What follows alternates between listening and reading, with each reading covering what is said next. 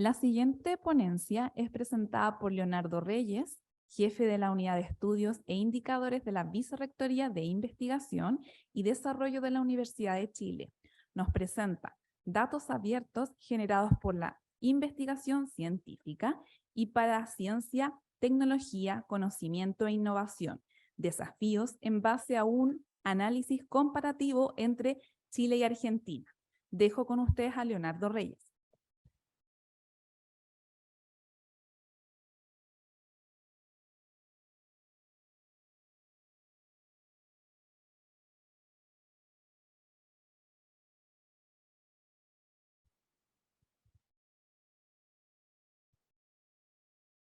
Hola, buenos días. Mi presentación, a diferencia de otras, tiene un punto de partida no bibliotecario, a pesar de que yo soy bibliotecario, sino que desde la perspectiva de las direcciones de investigación. Nosotros, en conjunto con el sistema de bibliotecas y la Vicerrectoría de Tecnología e Información de la Universidad de Chile, presentamos el proyecto Inés de Ciencia Abierta, nos presentamos y estamos ya en nuestro primer año de ejecución. Esta presentación, la idea es hacer una reflexión sobre algunos avances, desafíos que tenemos respecto al proyecto y que probablemente va a ser compartida con los otros proyectos que están en ejecución o que están pensando en postular si es que hay otro Inés de Ciencia Abierta. Y me quiero enfocar fundamentalmente en el tema de datos, y le puse un elemento adicional que es datos de investigación y para investigación, que quizás el para investigación es lo que menos se ha conversado en toda la gran capacitación que se ha estado haciendo en estos temas. Este es mi marco, la estructura de la presentación. Vamos a hablar de algunas cosas conceptuales de ciencia abierta para los que no están tan familiarizados con el tema. Luego vamos a ver el tema regulatorio, especialmente comparado Chile y Argentina. Todos los temas de institucionalidad, tanto a nivel de país, pero a nivel de instituciones, porque este desafío implica que además las instituciones se tienen que adecuar y tienen que generar institucionalidad, que es algo que efectivamente uno un poco inocentemente consideró que no iba a implicar algún tipo de desafío, pero sí tiene grandes desafíos. Y luego nos vamos a centrar en datos de investigación y para investigación, y el caso concreto de biodiversidad, que tiene una particularidad específica. Nosotros tenemos un punto de partida como universidad y fue utilizar la definición de UNESCO. Justo ese año que postulamos acababa de salir la recomendación de la UNESCO en ciencia abierta, por lo tanto nosotros no quisimos buscar otra definición y ahí nos casamos. En verde están los dos temas fundamentales que la ANID planteaba en la política de acceso abierto, que si se fijan es una parte de la ciencia abierta. El acceso abierto a publicaciones, todo el tema editorial, que ya algo se ha mencionado acá, y al tema del acceso abierto a datos, producto de las investigaciones financiadas con fondos públicos. Sin embargo, como en la Universidad de Chile nosotros ya habíamos tenido algunos avances, el sistema de biblioteca ya tenía una versión inicial del repositorio publicaciones y estaban con una versión del repositorio datos, vimos dónde más podíamos seguir avanzando y hicimos una apuesta por temas de infraestructuras de acceso abierto. Fundamentalmente en datos, que es lo que les quiero mostrar. Legislaciones, mirémonos con el vecino. Eso es muy bueno para darnos cuenta que estamos desde el punto de vista de la legislación completamente en pañales, somos unos bebés en este tema. Nosotros solo tenemos la política de acceso abierto de la ANID de este año 2022 y que va a regir en propiedad obligatoriamente para los proyectos adjudicados con firma posterior a mayo del 2022. Y en el caso de datos biológicos hay un convenio internacional que tiene que ver con un convenio de Naciones Unidas, donde cada vez hay ciertas obligaciones de el acceso a datos de biodiversidad, que ya les voy a entrar en ese sentido, pero eso está adscrito al Ministerio de Medio Ambiente. Probablemente no todas las universidades desarrollan actividades en biodiversidad, por lo tanto no les aplica. Pero ¿qué ocurre en Argentina?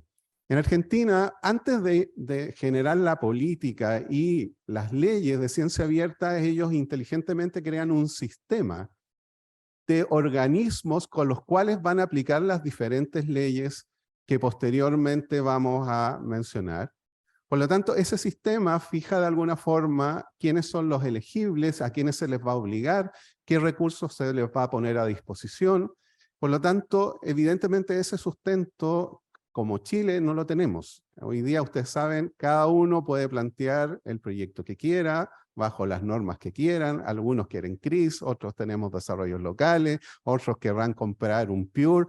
No hay ningún tipo de indicación al respecto, lo que obviamente nos genera un problema como país, porque la ciencia abierta evidentemente no se puede tomar como institución, hay que tomarlo en este caso como país pensando en globalidad. De los sistemas, los que más nos interesan en esta presentación es el Sistema Nacional de Datos Biológicos, que si se fijan es bastante antiguo, me faltó un numerito, pero 2009, fue uno de los primeros. Luego, en la ley del 2013, habla el repositorio de repositorios digitales. Yo no me voy a extender en esta parte porque Rosa María, que viene después de Argentina, va a entrar en detalle en estos temas. Y el 2016 sale el reglamento de esa ley, y el 2017 aparece lo que a mí me interesa mirar un poco más en detalle, que es el tema de los datos abiertos. Si se fijan, hay una diferencia de 5 años y que se va a notar muy evidentemente entre uno y otro tema, y que evidentemente en Argentina es notorio. ¿Y cuál es el sistema? Bueno, aquí está bastante chico. ¿Qué es lo que era el sistema nacional de ciencia para Argentina? Si se fijan, es una serie de organismos, temas, infraestructuras que tenían que ver con temas que no se pueden afrontar en forma individual. Ahí está el repositorios digitales, que tiene 37, este es del 2020, tiene 37 instituciones participando, y el de biológicos, que era el que yo los voy a mencionar un poco más, es el que tenía más, tiene 128 instituciones participando.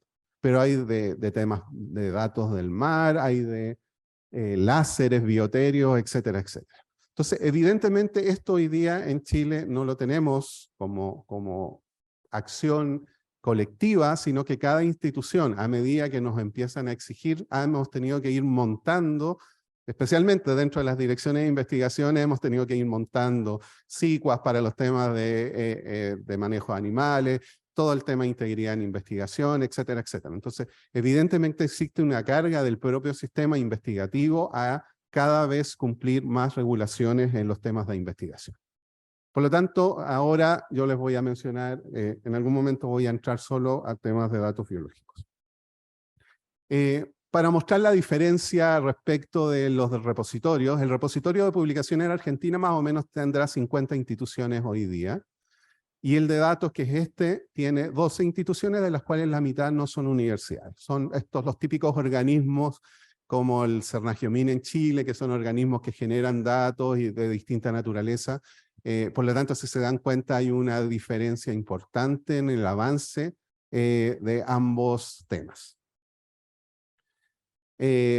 Argentina generó estos repositorios, precisamente ahí están los datos genómicos, biológicos, y por algún motivo que todavía no logro entender están caídos. Así que eso nos genera un poquito de alarma. Porque se supone que estos se generan repositorios locales, pero además en el caso de datos biológicos hay una base de datos mundial que se alimenta, que la vamos a ver, con estos datos, y que obviamente esa base de datos mundial sí está activa.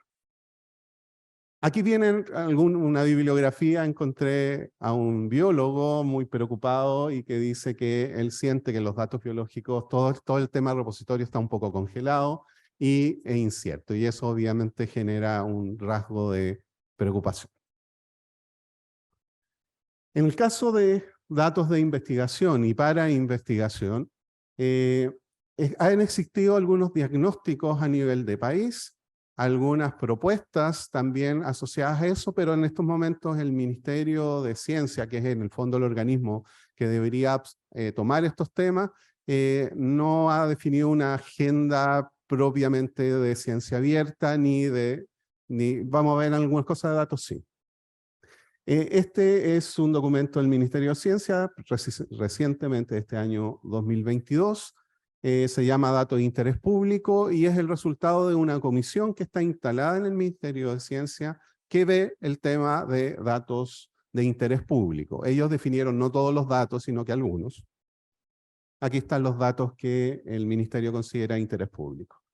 El observatorio de datos, la política de inteligencia artificial, que ya se ha mencionado acá, el tema de COVID, que fue uno de la gran agenda que tuvimos cuando partió el COVID en Chile, cambio climático, información hídrica y esta política que tiene la ANI. Si se fijan, el tema de los datos biológicos de diversidad no está acá.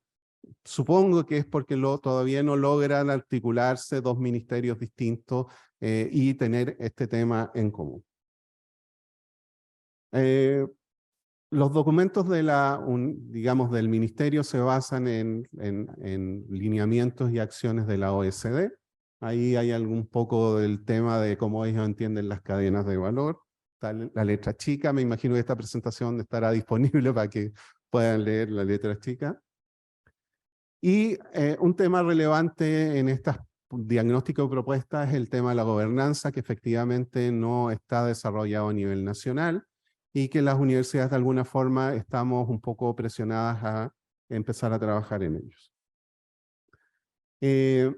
Este es otro documento del ministerio, también es el mismo documento donde efectivamente su conclusión es que los datos están profundamente descentralizados a nivel Chile y que no hay una gobernanza, que es evidentemente un tema que nos debería preocupar no solo a la Dirección de Investigación, sino que a todos los participantes del sistema de ciencia y tecnología en Chile. ¿Qué pasa con la diversidad biológica o la biodiversidad que yo les he mencionado? Existe, como les decía, un convenio internacional, existe un plan estratégico. En el caso de Argentina, el plan estratégico, la estrategia nacional está hasta el 2020. Chile, como entró más tardío a compromisos internacionales, tenemos una estrategia del año 2017 al 2030. Esto está liderado por el Ministerio de Medio Ambiente y interesa fundamentalmente que los datos de biodiversidad del país estén disponibles pública y libremente no solo a las investigaciones, sino que a la comunidad general y a la toma de decisiones. El mismo ministerio, el 2018, en sus diagnósticos dice que no existe la política, si bien hoy día, como les digo, existe la voluntad de hacerlo, tampoco tenemos una política. Y en el en el COP25, ¿se acuerdan que Chile íbamos a ser país sede y no nos fuimos finalmente? Hubo una comisión de datos en el COP25 donde efectivamente vuelven a mencionar que los datos de diversidad no tienen una estructura y ellos plantean de hecho un modelo bastante rupturista porque incluyen hacer análisis de modelamiento e integrar proyectos de distinta naturaleza. Cosas que uno ve hoy día en la Unión Europea. La Unión Europea ha gastado muchos recursos en todos los temas de ciencia abierta y en el tema de integración de datos que evidentemente en Chile no los tenemos. Este es el modelo de la COP25, que lo interesante cuando uno habla de reconocimiento de distintas formas de producción del conocimiento, aquí hay un muy buen ejemplo, porque no todo el conocimiento que se genera en ciencia, incluso los mismos científicos lo reconocen como válido. Ha habido históricamente, en el caso de los estudios taxonómicos, una poca valorización histórica de lo que eran estos estudios, siendo que uno podría decir desde fuera, oye, esto es muy científico, pero internamente no eran reconocidos. ¿Y qué es lo que ha ocurrido con esto? Estos datos de alguna forma se han ido almacenando en museos de historia natural, en colecciones biológicas. En el caso de la Universidad de Chile, nosotros hicimos un diagnóstico y tenemos 35 colecciones que se han autogestionado, han sobrevivido, digamos, en esta lógica. Por lo tanto, hay información que efectivamente es muy valiosa y que el ministerio necesita y pide que de alguna forma la hagamos pública. Los inventarios de especies, que es habitual, eso es un trabajo del Ministerio de Medio Ambiente, estudio de campo, observaciones, pero además, si se fijan, dice observaciones casuales. Una de las cosas de ciencia abierta que en el proyecto nosotros no abordamos y que un poco lo mencionaron recién en Wikimedia, tiene que ver con la ciudadanía. Y en la ciencia abierta, la participación ciudadana se convierte en una de las formas de producción de conocimiento. Y en el caso de diversidad o de biodiversidad, los estudios casuales, de que ustedes van a un parque, a donde sea, sacan una foto y lo depositan en un repositorio de observaciones, eso evidentemente para efectos de estos temas sí forma parte del conocimiento abierto. Ojo con eso, porque les voy a después dar más pega a los bibliotecarios de todas las que hemos mencionado hasta el momento. Y además, evidentemente, hoy día hay posibilidad de observaciones satelitales, tenemos muchos observatorios, o sea, satélites, especialmente de la Unión Europea, que ya no miran a las estrellas, sino que están mirando a la Tierra todos los días, están mapeando y están generando un montón de información que efectivamente puede tener un uso, especialmente en temas de cambio climático y biodiversidad. Por lo tanto, por eso les mostraba este ejemplo, porque efectivamente el entender la amplia producción del conocimiento implica este tipo de miradas, pero además, como les digo, implica entrar a temas específicos y explorar cómo funcionan estos temas en específico. Y pasamos a GBIF. GBIF es la base de datos internacional que yo les comentaba. Si bien, como les decía, estaba caído el dato del local de Argentina, pero como ellos publican datos en GBIF, y Chile también ya está publicando datos en GBIF, podemos ver cómo está esto. En Chile tenemos 3.500.000 registros. Si se fija, es el primer sitio que publica, son observaciones de aves. Eso es lo que se llama Cornell Lab. Son observaciones de aves y forman parte del conocimiento en estas materias. En el caso de Argentina, tienen el doble, tienen 7 millones de registros. Y el segundo sitio es el iNaturalist, que es que yo les decía que es esta posibilidad de que ustedes tomen fotos y que estas fotos sean publicadas en en este sitio en particular, y que si son validados por 2 usuarios de este sitio, esto forma parte de ser parte del conocimiento en biodiversidad mundial. Hay algunas instituciones, bueno, la Chile no aparece por un tema técnico que partió este trabajo en el Ministerio de Ambiente antes que la universidad reaccionara, por lo tanto, las colecciones que tenemos están todas disgregadas. Entonces ahora tenemos que hacer un trabajo de unificar las colecciones que ya tenían información en un repositorio institucional. Me quedan 3 minutos, pero aquí estoy terminando. ¿Qué es lo que hicimos como dirección de investigación? Hemos tenido que hacer varias cosas dentro del proyecto y esto tiene que ver fundamentalmente con datos. Coincidió que el tema de datos ya se había empezado a abordar y que este año se aprobó un comité de gobierno de datos institucional. Cuando las instituciones generan estos comités de gobierno de datos, están pensando en sus datos administrativos, de estudiantes, en el fondo en esta capacidad de datos más bien administrativos. Pero ¿qué ocurre? Para nosotros, como era un comité de alto nivel con vicerrectores, dijimos, tenemos la oportunidad de, al alero de este gran comité, generar 2 subcomités que tuvieran que ver con lo que la ANIT exige, porque la ANIT exige que tengamos sustentabilidad de estos proyectos. Y tanto de datos y de investigación como de publicaciones, separamos efectivamente en 2 grupos. Hay profesionales y académicos y académicas participando en estos proyectos. Estamos recién partiendo, nos constituimos el mes pasado, por lo tanto no tenemos un plan de trabajo muy establecido, pero sí tenemos, al menos vamos a fijar una línea de trabajo al corto y al largo plazo. La gracia que está dentro del gobierno de datos es que esto es permanente, esto no va a terminar cuando terminen los proyectos de la ANIT, que es un gran problema, digamos, porque como que todos nos sentimos un poquito huérfanos diciendo se acaba la plata y cómo logramos seguir avanzando en esto que ha costado mucho incorporar dentro de las universidades. Y en el caso de diversidad biológica en particular, generamos un comité de diversidad biológica que está en proceso de aprobación, donde lo que queríamos fundamentalmente son 2 temas. Por un lado, reconocer estas colecciones biológicas que la universidad tiene, y algunas de las cuales ni los mismos académicos las reconocen como colecciones, son de distinta naturaleza, desde hongo hasta planta y pasando incluso hasta seres humanos. que por eso es diversidad biológica y no biodiversidad. Ahí hay todo un trabajo que hacer con la institucionalidad y el reconocimiento de estas colecciones, pero por otro lado el tema de propiciar el ingreso institucional a la base de datos de GEDIF. Por lo tanto, esta es mi presentación. Mi idea, como les decía... perdón. Este es el anuncio para los bibliotecarios. Como ya no les hemos pedido más roles, aquí hay más roles para los bibliotecarios. El primero de ellos es que obviamente hay que comprender esto, lo que yo les mencioné. Como les digo, en todas las capacitaciones que han estado habiendo el año pasado y este año he escuchado muy poco de esto. Sí se ha hablado ya del perfil de bibliotecario de datos, que es algo que ya está tomando forma, que incluye la curatoría, es una área específica, y todos los temas formativos hacia la comunidad, no solo de académicos, sino que de estudiantes, respecto al depósito de publicaciones y datos, a enseñar a usar los datos abiertos, porque una cosa es que yo deposite, pero otra cosa es cómo yo logro utilizar toda esta información disponible. No es trivial. Y finalmente hay un tema de formar comunidades en ciencia ciudadana.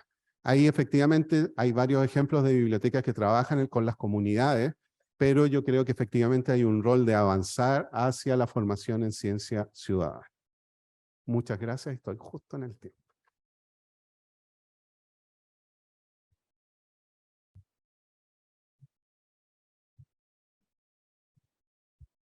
Agradecemos la presentación de Leonardo Reyes. Ahora tenemos tiempo para 2 preguntas del público.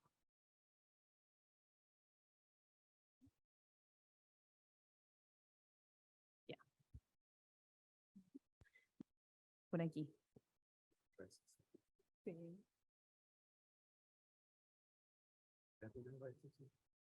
Hola. Gracias, Leonardo. Sabes que yo me quedé pensando en el tema de la gobernanza. Si estamos viendo una comparación con Argentina, y ellos tienen tanto avanzado, partieron antes y han mantenido esa sustentabilidad, a diferencia de nosotros, que cuesta tanto, ¿cierto? A mí me tocó trabajar precisamente en generación de datos en el área pública, en la Corfo. Y hubo bastantes intentos de trabajar desde las instituciones en esa área. Pero la verdad es que van cambiando las personas, van cambiando las gobernanzas y quienes hacen esfuerzo, no solamente bibliotecarios, sino que otros equipos, bueno, son multidisciplinarios, interdisciplinarios, quedan ahí estancados. Entonces sería interesante saber cuál ha sido el modelo de gobernanza de Argentina, porque tal vez ahí también hay prácticas o hay, bueno, modelos que se pueden replicar. ¿Qué es lo que tú has visto en ese sentido? Sería súper bueno saber. Sí. Bueno, me voy a atrever. Como yo les decía, la gobernanza que hace Argentina fundamentalmente es que genera estos sistemas nacionales. Entonces, en estos sistemas nacionales, por ejemplo, de datos de biodiversidad, generaron una comunidad que eran instituciones que trabajaban en biodiversidad. Las invitaron a participar. Existe un comité científico académico que fija los estándares, las políticas, que generan líneas de financiamiento. Por lo tanto, en el fondo son comunidades bajo el amparo de una ley y de la supervisión del Ministerio de Ciencia de Argentina. Por lo tanto, efectivamente le dan un carácter colectivo, que bueno, evidentemente eso no lo tenemos en Chile, y el apoyo, como les digo, de una ley, de recursos y de un grupo de académicos o de profesionales que están trabajando en estos temas.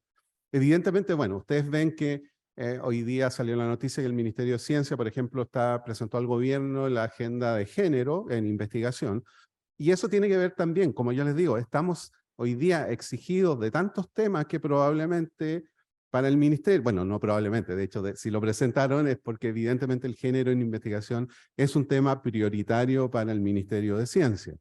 Los datos, y no hay una propuesta hoy día del ministerio, si se fijan, ha sido la NID, que es el organismo que financia la investigación, pero no es el organismo que fija las políticas de ciencia y tecnología el que ha estado impulsando esto.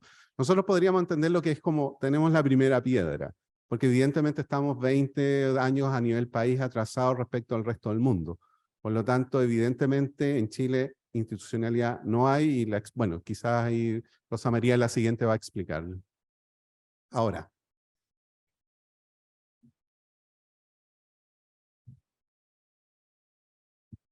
¿Qué tal? ¿Cómo va? Buenos días, buenas tardes. Sí, un poco tiene que ver lo que decía Leonardo, la ley, pero dentro de una política del Estado Nacional.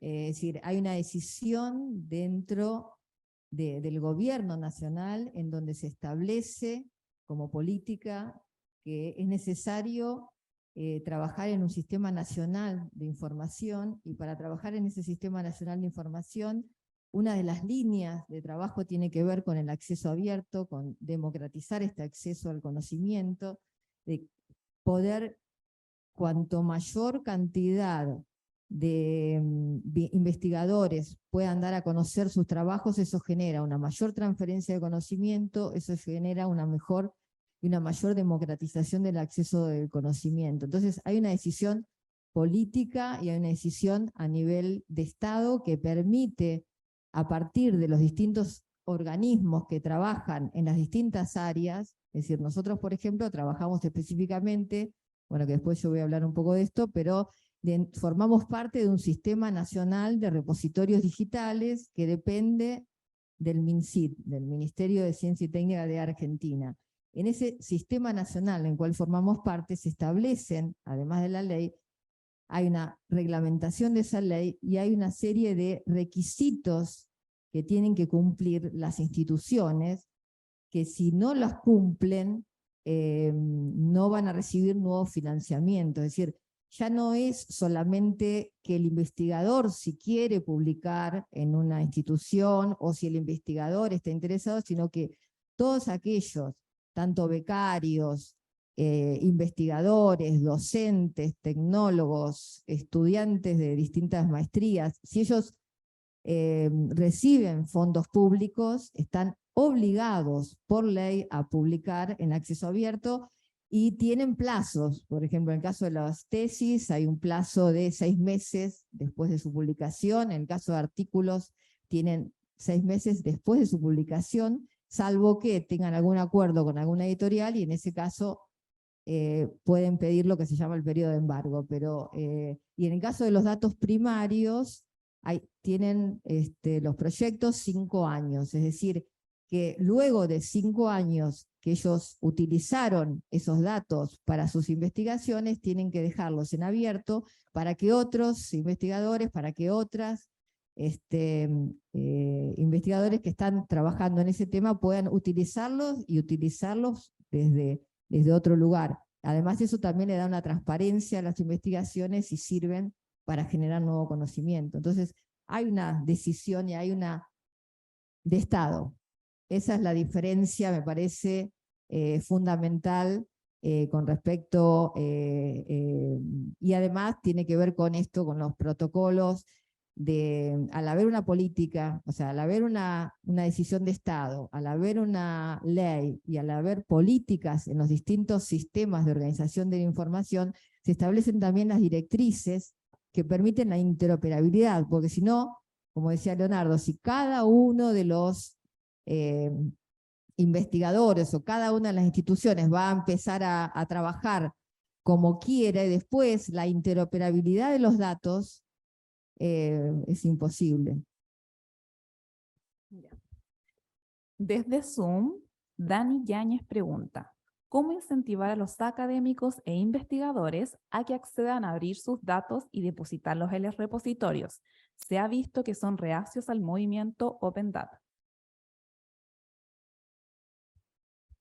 Bueno, lo que dice la bibliografía es que en general hay un tema etario. Evidentemente, entre las personas que tienen mayor edad, les cuesta más, pero les cuesta más no solo porque quieran ocultar la información, sino porque les ha costado mucho acceder a fondos, y muchas veces el trabajo toda su vida recolectando datos para que después alguien le diga, ahora todo esto es público. Evidentemente, ahí hay un tema, digamos, generacional, pero además hay un tema que hoy día, si ustedes van a NIT, no hay ningún estímulo, ningún beneficio, a nadie le lo van a premiar por abrir sus datos.